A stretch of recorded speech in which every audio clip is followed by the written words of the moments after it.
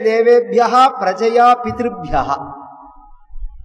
பிரஜைகள் வந்ததுன்னா நம்மள அந்த பந்தம் விட்டுடும். இன்னைக்கு நாம தர்ப்பணம் பண்றதே 3 தலைமுறை அப்படியே சங்கிலி மாதிரி பிடிச்சுன்னு வரா பத்தியால. ஸ்ரீரங்கத்து உலக்கேன்னு சொல்லுவார் எங்க தாத்தா கதையில சொல்லும் போது. இந்த உலக்கேன்னு இருக்கு பத்தியால, அது பரம்பரையா வரும். அப்ப தாத்தா பண்ணினா அதுக்கு அடுத்து அப்பா பிடிச்சினார், அப்பா அடுத்த பேரை முடிச்சினான்னு இப்படி வரிசையா இன்னைக்குமே அந்த கட்டளைக்காரர்கள்லாம் சொல்றமோனோ. அது மாதிரி பித்திருக்களை பூஜை பண்றது குழந்தைகள் வேணும். அதற்கு ஒரு குழந்தை பிறந்ததுன்னா அவன் அதுக்கு பாத்தியப்பட்டவனா ஆயிடுறான், இவன் அந்த கடல்ல இருந்து நிவர்த்தி ஆயிடுறான். குழந்தை பிறந்து தர்ப்பணாதிகள் பண்ணினாதான், சிராத்தாதிகள் பண்ணினாதான் பித்திருக்கள் கரையேறுவா. இந்த எங்க வம்சத்துல பேர உள்ள ஒத்தன் கல்யாணம் பண்ணிக்கல, குழந்தை பெத்துக்கல, கல்யாணம் பண்ணிக்கல, அதனால குழந்தை பெத்துக்கல, அதனால நாங்கெல்லாம் தவிக்கிறோம்னா. உடனே அதுக்கு இந்த ஜரத்காரு சொன்னார், அவர் யாருன்னு நீங்க சொல்லுங்க, அவரை பார்த்து நான் கல்யாணம் பண்ணிக்க சொல்றேன், குழந்தை பெத்துக்க சொல்றேன் அப்படின்னார். அவன் பேர் ஜரத்காருன்னு பேருன்னா. யாரு? அந்த பித்திருக்கள். உடனே எந்த ஜரத்காருன்னு கேட்டார். யாயாவராணாம் பிரவரா, யாயாவர கோத்திரத்துல பிறந்தவன்னார். அந்த பாபி நான் தாண்டார். நீங்க சொல்ற ஜரத்காரு நான் தான்னா. நீ கல்யாணம் பண்ணிக்காதனாலதான் நாங்கள்லாம் கஷ்டப்படுறோம்னா. அவர் சொன்னார், நான் கல்யாணம் யார்கிட்டையும் கை நீட்டி 5 ரூபா வாங்கக்கூடாது, பந்தப்படக்கூடாதுங்கிறது என்னுடைய கொள்கை. இப்ப நான் மட்டும் இருக்கேன், என்னை காப்பாத்திக்கணுங்கிற எண்ணம் இல்லாம நான் இருக்கேன். கிடைச்சா சாப்பிடுவேன், இல்லைன்னா கரதல பிக்ஷா தருதல வாசகான்னு சொல்றது. என்னை தேடி உணவு வந்தா சாப்பிடுவேன், இல்லைன்னா பேசாம இருப்பேன். இதே கல்யாணம் ஆயிடுச்சுன்னா அப்படி இருக்கக்கூடாது. கல்யாணம் ஆயிடுச்சுன்னா அந்த பொறுப்பு வந்துடுறது. விருத்த உச்ச மாதா பிதரோ சதீபாரியா சுதசிசு அப்பியகாரிய சதம் கிருத்வா பர்த்தவியா மனுரப்ரவீத். கல்யாணம் பண்ணிட்டு ஒரு குழந்தையை அடைஞ்சு வயசான குடும்பத்துல அப்பா அம்மா இருந்து ஒருத்தன் வேலை செய்யாம இருந்தான்னா அவனை விட பாபி கிடையாது ஒருத்தருங்கிறார் மனு. மனு நீதியை கொளுத்தணுங்கிறானே அந்த மனு சொல்றார், ஒரு குடும்பத்துல இருந்து மனைவி குழந்தைகள் தாய் தந்தையர்களை ஒருத்தன் பட்னி போட்டான்னா அவன் பாபிங்கிறார். அவர்களை சாப்பாடு போடணும். எந்த காரியத்தை செஞ்சாவது சாப்பாடு போடணும். இதை செய்யலாம் இதை செய்யக்கூடாதுங்கிறதெல்லாம் கிடையாது. ஏன்னா அவர்கள் வயர் வாடாம இருக்கணும். இந்த நிர்பந்தங்கள்லாம் கல்யாணம் பண்ணிண்டா உண்டு. நான் கல்யாணம் அதனாலதான் பண்ணிக்கலாம். இப்ப நீங்க சொன்னப்புறம்தான் கல்யாணம் அவசியம்னு தெரியாது. எனக்கு யார் கல்யாணம் தருவா, பொண்ணு தருவா அப்படின்னு ஒண்ணு. இதே பூலோகத்திலேயே இருக்கா அந்த நாகர்கள்ல வாசுகின்னு ஒத்தி. அந்த வாசுகியினுடைய சகோதரி, அவளுடைய பெண்ணு, அந்த பெண்ணுக்கும் ஜரத்காருன்னு பேரு. கவனிச்சு கேட்கணும், இவருக்கும் ஜரத்காருன்னு பேரு, அந்த ரிஷிக்கும். கணவனுக்கும் ஜரத்காருன்னு பேரு, மனைவிக்கும் ஜரத்காருன்னு பேரு. அவளை போய் கல்யாணம் பண்ணிக்கோன்னு சொல்ல, அதே மாதிரியே இவர் போய் கல்யாணம் பண்ணிண்டா அவர்களுக்கு ஒரு குழந்தை பிறக்கிறது. அஸ்தீகர்னு பேர். அவர் அஸ்தீகர் அப்படின்னு பெயர். இந்த ஜனமேஜயன் சர்ப்பயாகம் பண்ணி ஊர்ல உள்ள பாம்பெல்லாம் கொல்ல ஆரம்பிச்சானா, உடனே அஸ்தீகருடைய அம்மாவான ஜரத்காரு நாகர்களுடைய வம்சத்துல வந்தவள் தானே, நாகர்களுடைய சகோதரியோட பெண்ணு அவள். அதனால தன் பையனை கூப்பிட்டு, உன்னுடைய மாதாமக வர்க்கம் தாய் வழி குடும்பத்துல உள்ளவாளெல்லாம் காப்பாற்ற வேண்டியது உன் பொறுப்பு. இந்த ஜனமேஜயன்னு ஒருத்தன் யாகம் பண்ணி அவர்களெல்லாம் அழிக்கிறான், நீ போய் அந்த யாகத்தை எப்படியாவது தடுத்து நிறுத்துன்னா. இந்த அஸ்தீகர் சரின்னு சொல்லிட்டு கிளம்பி வந்தா,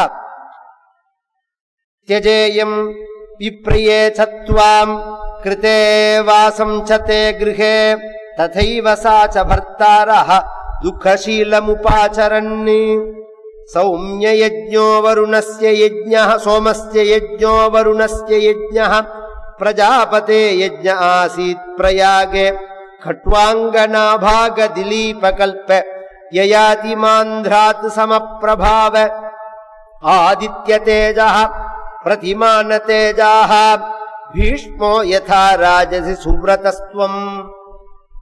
இவர் கிளம்பி வரார். வந்தா இவர் ஒரு தேஜஸ்வி, மகா தேஜஸ்வி. அதனால இவரை பார்த்துட்டு யாகசாலையில வரவேற்று கூட்ட வந்து உட்கார்ந்துட்டவர் 10 நிமிஷம் ஆன உடனே அந்த ஜனமேஜயன் உங்க வாயால அனுகிரகமா 2 பேசணும்னு சொல்ல, ஜனமேஜயன் உலகத்திலேயே இனிமையா நாம பேசினோம்னா வசப்படாதவர்களே கிடையாது. இனிமையான சொல்லு இருக்கு பாருங்க, இதுக்கு வசப்படாதவர்களே கிடையாது. இனிமையா நாம் பேச தெரியலன்னா பொண்டாட்டி கூட சொன்னதை கேட்க மாட்டோம்.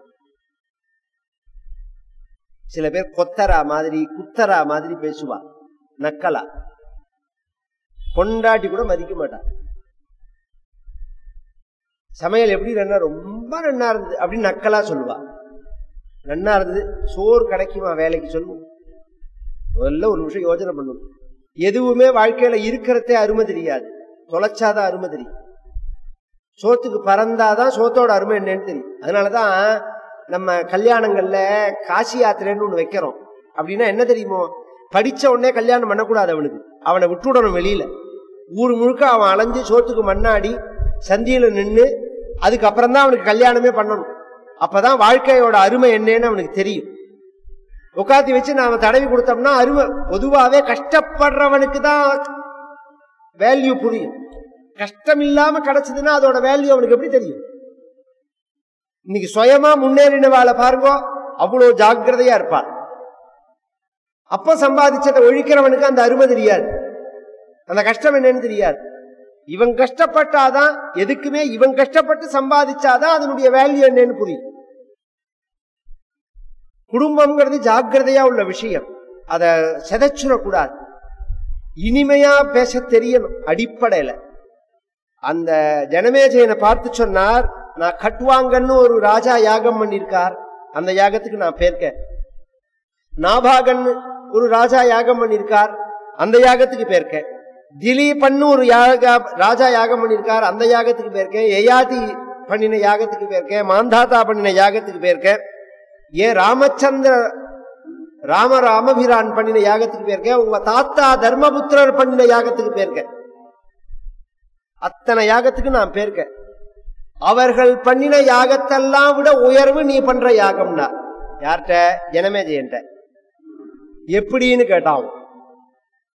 அவர்கள்லாம் தான் சொர்க்கம் போகணுங்கிறதுக்காக யாகம் பண்ணினா, நீ உலகத்துல உள்ளவாள்லாம் பாம்பு கடியில கஷ்டப்படக்கூடாதுங்கிறதுக்காக நீ யாகம் பண்ற. அதனால அந்த யாகத்தை விட உன்னோட யாகம் ஒசத்தின்னா. அவன் உச்சி குளிர்ந்து போயிட்டான். நீங்க என்ன கேட்கிறீங்களோ அதை தரேன்னா. அஸ்திகரை பார்த்து, இப்படி ஒருத்தர் சொல்லி நான் கேள்விப்பட்டதே கிடையாது, நீங்க என்ன கேட்கிறீங்களோ அதை தரேன்னா. பேச்சு மாற மாட்டேன்னார். மாற மாட்டேன்னா யாகத்தை நிறுத்தினார். சொன்னா சொன்னதுதான், அப்புறம் அதுல எப்படி மாற முடியும்? எடுத்த உடனே நேரம் வந்து யாகத்தை நிறுத்தினா அவன் முடியாதுன்னு சொல்லியிருப்பான். ஸ்தோத்திரம்னு பேரு. ஒரு மனிதன் பண்ணக்கூடிய இவர் சொன்னதுல பொய் கிடையாது. குணநிஷ்ட குணாபிதானம் ஸ்தோத்திரம். தேவதைகளுக்கு யாகத்தினால பிரீதி, பிதர்களுக்கு நமஸ்காரத்தினால பிரீதி, மனிதர்களுக்கு ஸ்தோத்திரத்தினால பிரீதி.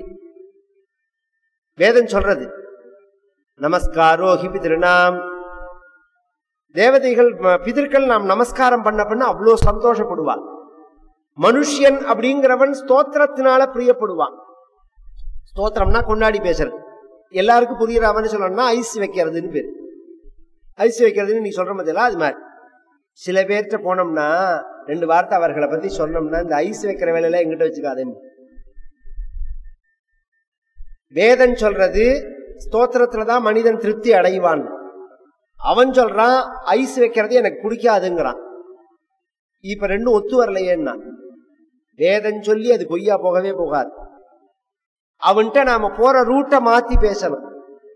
உங்களை மாதிரி உலகத்துல உயர்ந்தவர் உண்டா? இன்னைக்கு 2 வார்த்தை உயர்வா கொண்டாடி பேசின உடனேவே அப்படியே மேல பாத்துக்கிறான், கீழே பாத்துக்கிறான், மாலை பாத்துக்கிறான்.